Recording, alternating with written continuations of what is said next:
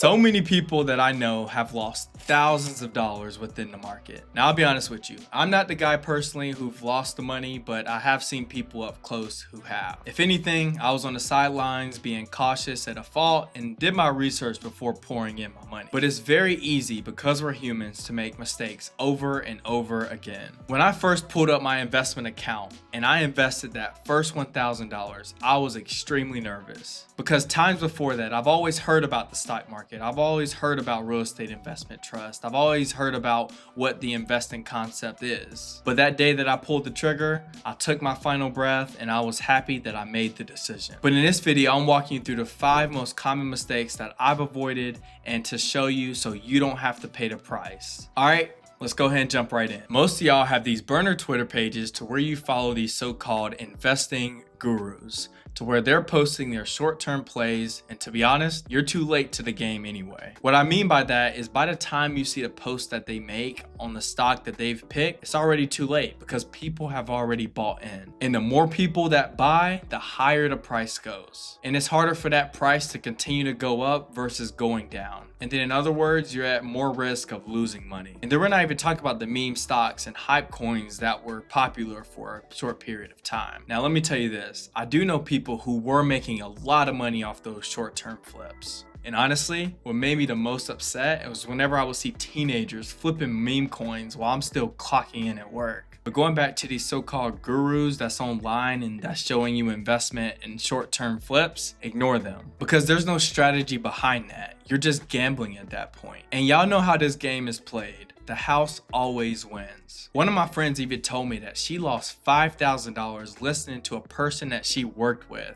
from a stock play that was supposed to be the next big thing. But the real money is in long-term growth and compounding. Stay focused in building long-term steady growth instead of short-term lottery tickets. Now let me flip it to your action plan. Slow down and do your own research before you buy. And don't just think about it for the next week.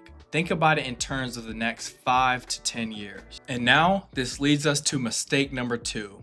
Timing the market. I used to think I need to wait for the perfect moment in order to buy into the stock market. But the truth is that the perfect moment never shows up. One of the senior financial advisors leaned in and told me this. Josh, think about it this way, that missing 10 days of investing in the market can literally cut your returns in half. And basically what he meant by that is that consistency beats timing. And oftentimes we misinterpret the saying buy low and sell high because we believe that we must put that into practice, but that's just a general rule of thumb to keep in mind. And what that means for you is whenever the market is popping, do not buy in. But whenever the market is crashing and doing bad, that's when you start to buy in. It doesn't mean consistently try to time the market. A good rhythm that I have going on is called dollar cost averaging. That means when you make incremental deposits into your brokerage account. Every paycheck, I'll take $100 and then add it into my brokerage account and ready to be deployed into stock investments. But do what's most comfortable to you. It could be $25, it could be $50, whatever you're comfortable with. And that right there is literally your action plan. Have a certain amount set aside that you can invest monthly, bi-weekly, or whenever you get paid. And then automate it. Don't stress about timing, just be consistent. And consistency is the real flex. The general rule of thumb that I like going to is automate your investments and manualize your spending. In other words, that means make it harder to spend and easier to invest. An example could be to have your paycheck go into certain deposit accounts so that you can keep your investment flow going. But let me tell you this. Another mistake is watching this video and choosing not to like and subscribe to Money Talks Media, especially if this is changing the way that you think about money. So go ahead and smack that button. I know you want to, because it'll help more people find this video and put them in even better financial positions. All right, let's go ahead and jump right back in. Mistake number 3 is ignoring diversification. This one hits home because it's not just talking about from investing, but it's talking about in life too. You should always have diversification from an asset class perspective. And this means having stocks, a real estate portfolio, a small business, and other asset classes. But in this video, we're talking about the stock market.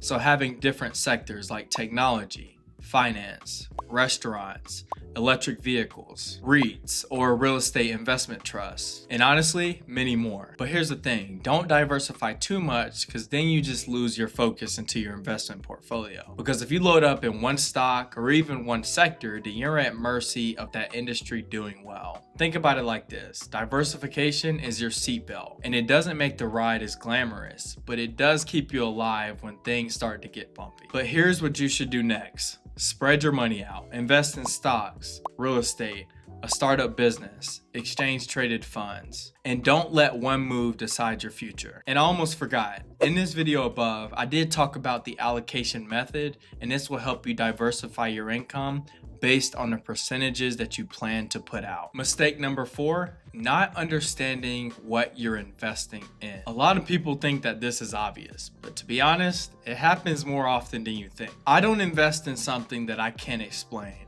period. Think about it this way, just because you could doesn't mean you should. And honestly, that comes from working in banking. I didn't even know the stock market exists before I even got myself into my corporate role. And then whenever I was in wealth management, looking at the wealthy individuals, seeing what they're investing their money into, that's when I knew it was real. But then at that level, they have financial advisors that are guiding them, planning, and giving them suggestions in what they should invest their money in. But we're referring to the people that do zero research and then invest all their money. And next thing you know, they're panic selling and they're losing their money. And for you, if you can't explain what the company does, how much money it makes on the bottom line, and the potential for long-term growth, then don't invest in it. Use websites like Yahoo Finance. Watch videos like Money Talks Media. Listen to podcasters like Earn Your Leisure. And they also have another channel called Market Mondays, because they'll break down the strategy behind it, long-term growth, and Ian Dunlap is a beast in the markets. But beyond watching videos and listening to professionals out here,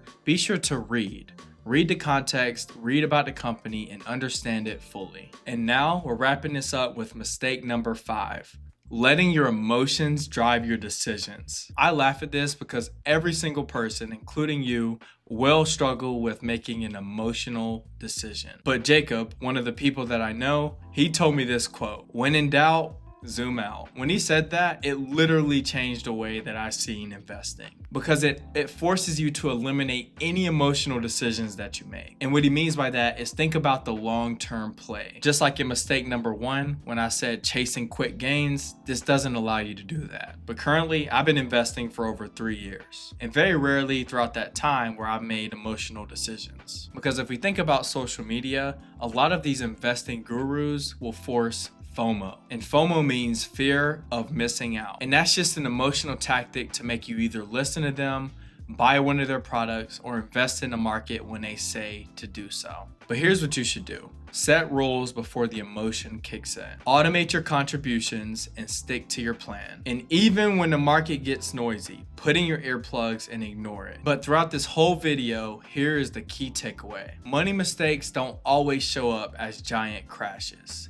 It's the incremental decisions in between. It could be a little hype chasing there, a little overconfidence here, one emotional decision here when things get stressful. I mean, that right there is what costs people thousands of dollars over time. And honestly, because you've watched this video all the way through, you're gonna save yourself thousands of dollars over time. But the same way that bad habits compound, so do good ones. Consistency, diversification, and patience is what compounds to a wealth building empire. I've had to learn to stay disciplined throughout my financial journey, and it works. You'll take a step back and you'll look at your portfolios and you'll think to yourself, wow, I've did something big. The thing is most people can't stick to a plan for 1 year straight. They quit at month 1 or month 2 or month 3 when things get hard. But you must keep going. Quit trying to be cute and flex for the short term.